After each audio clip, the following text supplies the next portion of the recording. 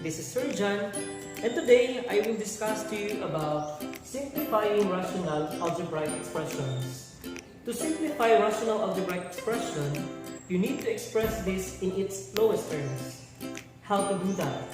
For example, we have 12 over 24. To express this in lowest terms, we need to find the prime factorization of the numerator and the denominator. Let's find first the prime factorizations of 12. We have 2 times 2 times 3. Let's check. 2 times 2 is 4 times 3 is 12. How about the denominator? We have 2 times 2 times 2 times 3. Let's check. 2 times 2 is 4 times 2 is 8 times 3 is 24. Okay, so to do the prime factorization, I have in my previous video about doing prime factorization of a number. So you can check it out in my YouTube channel. So with these prime factorizations of numerator and denominator, we can cancel out the common factors because a number divided by itself is equal to 1. Remember that. So we have 2 and 2, and also we can cancel out 3. As you can see, in the numerator, there is nothing left. So we have 1 over, in the denominator we have 2. Therefore, the lowest term of 12 over 24 is 1/2. So let's have another example. We have 30 over 36. Again, let's find the prime factorization of numerator 30 and denominator 36. So we have 2 times 3 times 5. 2 times 3 is 6 times 5 is 30. 36, we have 2 times 2 times 3 times 3. Let's check. 2 times 2 is 4 times 3 is 12 times 3 is 36. Again, let's cancel out the common factors. We have 2, 3. Let's just copy the remaining numbers. In the numerator we have 5, and in the denominator we have 2 times 3. Or we can have 5 over 2 times 3 is 6. So the lowest term of 30 over 36 is 5 over 6. Prime factorization of a number is very useful in finding also the GCF. In our example 12 over 24, the common factors are used to find the GCF. The GCF of 12 and 24 in this example is the product of all common factors. The common factors are 2, 2, and 3. So 2 times 2 times 3 is equal to 12. In this example, the greatest common factor is 12. So using the GCF or the greatest common factor, we will divide the numerator and the denominator by 12. 12 divided by the GCF 12 is equal to 1. 24 divided by the GCF 12 is equal to 2. So we have 1/2 as its lowest term. In the second example, we have 30 over 36. The greatest common factor of these numbers is 2 times 3, and that is 6. So we will use 6 to divide the numerator and denominator, so we have our lowest terms. 30 divided by the GCF 6 is equal to 5. 36 divided by the GCF 6 is equal to 6. So we have 5, 6. So let's proceed now to simplifying rational algebraic expressions, but this time we will have fractions with variables. For example, we have 24x cubed over 32x squared. We will simplify this rational algebraic expressions. Again, we will use the GCF to simplify the numerical coefficients of each polynomial in the expression, the numerator and the denominator. So 24 and 32. Let's find their GCF. So we will use the prime factorization.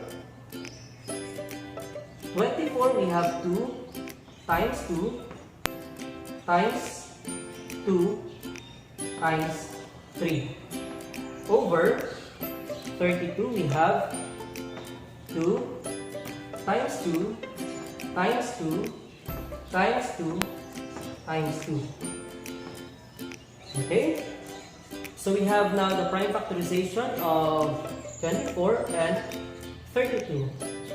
Then we will have also the factors of x cubed. That means we have to multiply x 3 times. X times x times x is equal to x cubed. Then in the denominator we have x squared, so we have x times x. Again, we have to cancel out the common factors. We have 2, 2, 2, that's it. Then in the variable we will also cancel out the common, that is x, another x. Then we will list down all the remaining numbers or remaining factors. We have 3 times x, and that is in the numerator. In the denominator we have 2 times 2, that's it. So 3 times x is 3x, and 2 times 2 is 4. So this is the simplest form of 24x cubed over 32x squared. Let's have another example.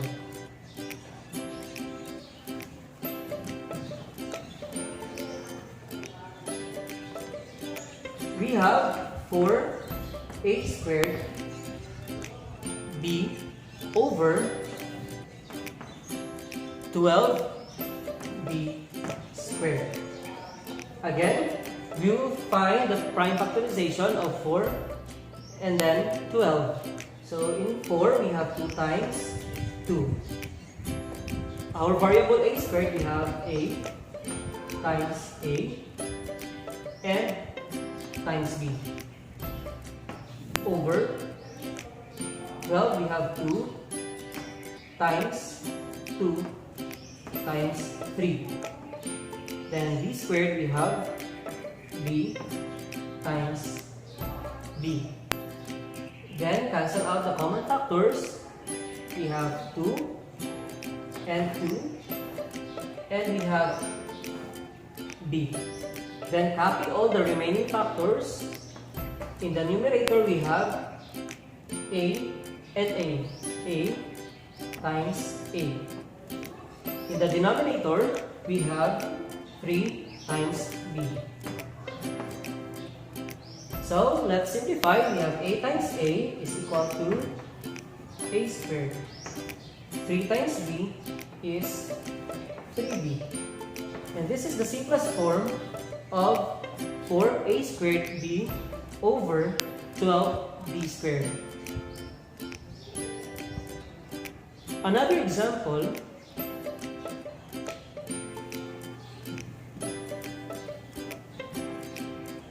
5x minus 10 over 10x minus 20.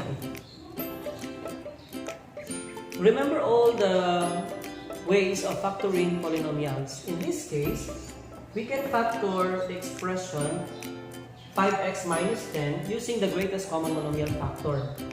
And that is 5 is our greatest common monomial factor. Then we will find the other factor. We have x minus 2. To check if our factors are correct, we have to multiply 5 and x. So we have 5x, then 5 times negative 2 is negative 10. And that is correct. Then we will also factor the denominator. 10x minus 20. So we can have also the greatest common monomial factor, and that is 10. Then find the other factor. We have x minus 2. As you can see in the factors, there is common, which is x minus 2. So we can cancel them out. X minus 2, x minus 2. So the remaining factors, 5 in the numerator and 10 in the denominator. Since 5 and 10 has greatest common factor, so we can still simplify this. The greatest common factor of 5 and 10 is 5. So we will divide 5 by the greatest common factor 5, and that is 1 over 10 divided by the greatest common factor 5, that is equal to 2. Therefore, 1/2 is the simplest form of 5x minus 10 over 10x minus 20. Let's have another example.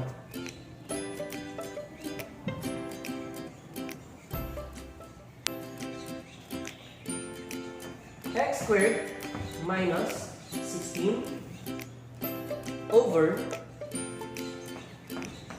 x squared plus 3x minus 4. Okay.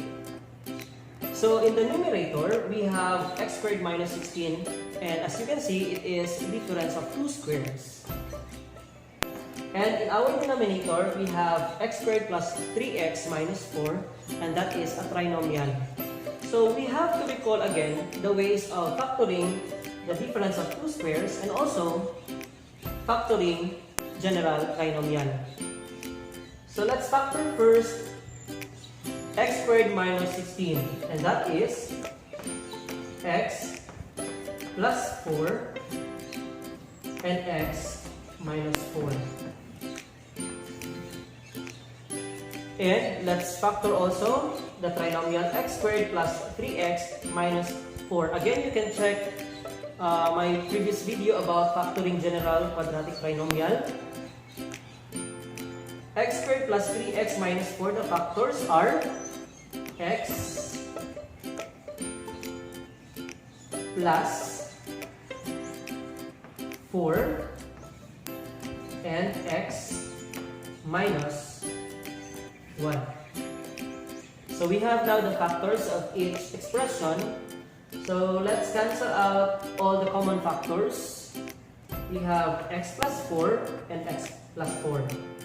So the remaining factors are x minus 4 in the numerator and x minus 1 in the denominator. So this is the simplest form of the expression x squared minus 16 over x squared plus 3x minus 4. Let's try another example.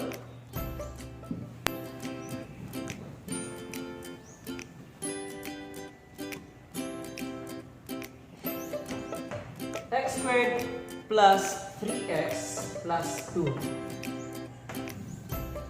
over or all over x squared plus 2x plus 1. Okay, so this time our numerator is a trinomial and our denominator is also a trinomial. Let's factor each expression. We have x, then plus 2. The other factor is x plus 1. So these are the factors of this expression. Then we'll factor also the denominator. We have x plus 1 and x plus 1. As we can observe, the denominator is a perfect square trinomial. So I have also a video on how to factor perfect square trinomial. So we have the factors of each expression, then we have to cancel out the common factors. We have x plus 1 and x plus 1. Copy the remaining factors, we have x plus 2 in the numerator and x plus 1 in the denominator. So this is now the simplest form of x squared plus 3x plus 2 all over x squared plus 2x plus 1. So that's all about simplifying rational algebraic expressions. Again, to simplify rational algebraic expressions, you need to factor the expressions in the numerator and also in the denominator. Then cancel out the common factors, then write the remaining factors in the numerator and denominator. If you like this video, please click like, put good comment, and share it to others. And please don't forget to subscribe to my YouTube channel for more math videos. Until next time, goodbye!